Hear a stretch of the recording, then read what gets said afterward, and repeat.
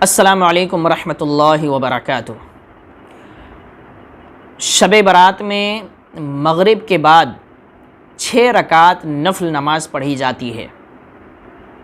بہت سارے لوگ پوچھتے ہیں، بلکہ اکثر لوگ پوچھتے ہیں کہ حضرت طریقہ کیا ہے، کیسے پڑھنا چاہیے، یہ 6 رکعت نماز کیسے پڑھنی چاہیے؟ تو بس یہی طریقہ میں اس ویڈیو میں آپ کے سامنے پیش کر رہا ہوں، غور سے سنیے گا، انشاءاللہ پوری بات آپ کو سمجھ میں آئے گی۔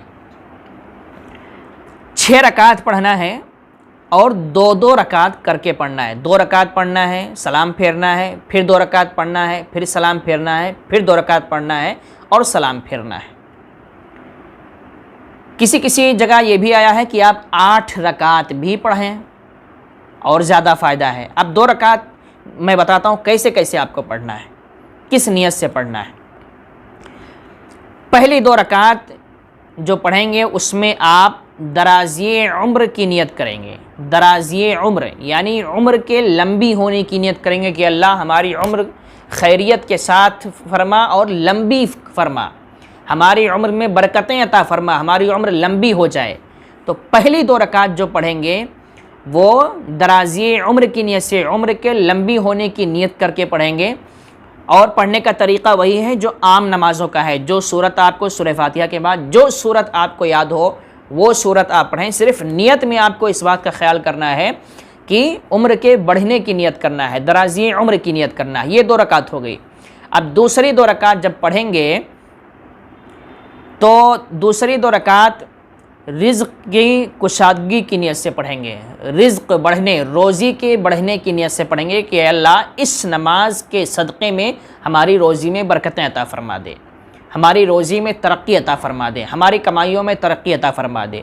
تو پہلی 2 رکعت عمر کے بڑھنے کی نیت سے ہو گئی، دوسری 2 رکعت جو ہے وہ روزی کے بڑھنے کی نیت سے ہو گئی۔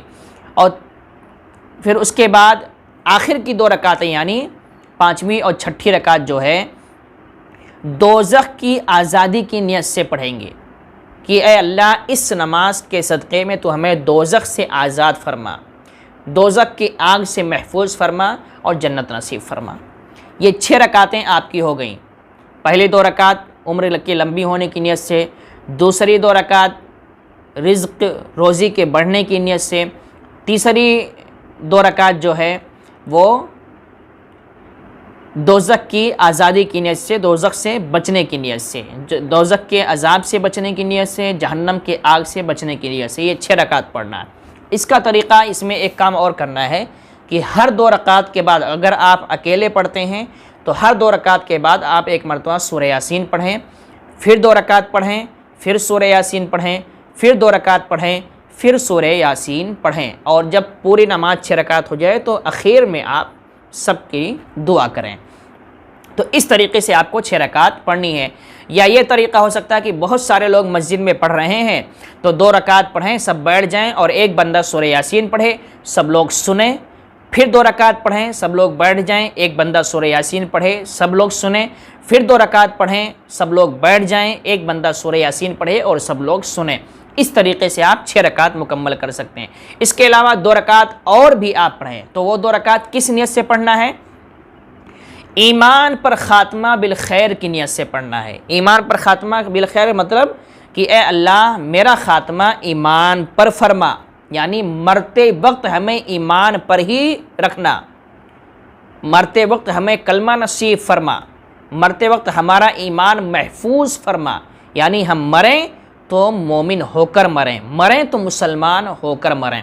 تو 6 رکعت کے بعد یہ 2 رکعت ایمان پر خاتمہ بالخیر کی نیت سے بھی آپ پڑھیں اور دعا کریں۔ انشاءاللہ تعالی آپ کی دعا اس رات میں قبول ہوگی اور آپ کو اس کا فائدہ بھی ضرور نظر آئے گا۔ السلام علیکم ورحمۃ اللہ وبرکاتہ۔